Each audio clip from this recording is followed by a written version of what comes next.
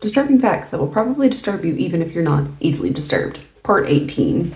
In 1933, a doctor named Carl Tanzler became obsessed with a tuberculosis patient. Her name was Elena de Hoyos, and even when she passed, Tanzler's obsession persisted. He raided her tomb, stole her body, and went on to live with her corpse for 7 years.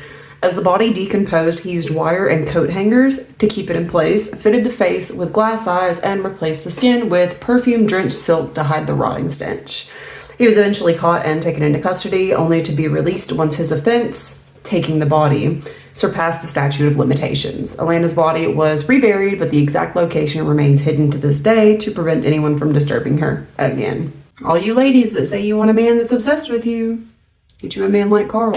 In 1939, a fortune teller convinced a very superstitious mother of 4 that her and her children were in danger and that she must conduct a human sacrifice in order to make them safe again. She then took the lives of 4 women and disposed of their remains by boiling them in caustic soda. Also known as sodium hydroxide, caustic soda is incredibly effective at digesting grease and fat, and by boiling them in it, along with a little cologne, the woman was able to turn her targets into fragrant soap, which she then gifted to her friends and neighbors. Serial killer Albert Fish would kidnap and cannibalize his child victims. After one of these incidents, he wrote a letter to the child's parents to tell them how good she tasted. Now, this Albert Fish gentleman, I've done a lot of research on him, and I will say that one thing that I read about in particular that really, really creeped me out was that when he was taken to prison, they found 29 needles embedded in his groin that he had placed himself. In 1998, the Quaker Oats Company and the Massachusetts Institute of Technology agreed to pay $1.85 million to settle a federal lawsuit over an experiment in which radioactive oatmeal was fed to boys at a state institution in the 1940s and 50s. According to the Wall Street Journal, the experiment was meant to determine how the Quaker Oats products and nutrients are absorbed into the body. I imagine that there are easier ways to do that. Judith Barcy, who voiced Ducky in The Land Before Time, was murdered along with her mother by her father before the movie even came out.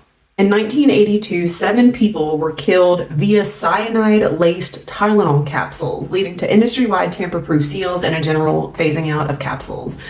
This event, dubbed the Chicago Tylenol murders, still remains unsolved, and no one was ever charged for the poisonings. That's why I only take BC powder. Decomposition of the human body begins just a few minutes after expiration, when the enzymes within start to break down tissue in a process called autolysis. Essentially, the body immediately begins digesting itself. Every time my stomach growls, I always say it's like my stomach eating itself. Maybe it really is. Occasionally, when there is an Amber Alert put out for a missing child, the kidnapper will panic and kill the child. In the years leading up to his death, notorious gangster Al Capone sustained so much brain damage due to untreated neurosyphilis that his physician and psychiatrist reported that he had the mental age of a 12-year-old. He died at age 48. Francisco Rafael, who was the former head of the Tijuana cartel, died at the hands of an assassin who infiltrated his birthday party dressed as a clown. He was shot by the clown point blank in front of all his friends and family. Further reason to be afraid of clowns, dude. Gotta be one badass clown to take out someone from the cartel. Thanks for watching.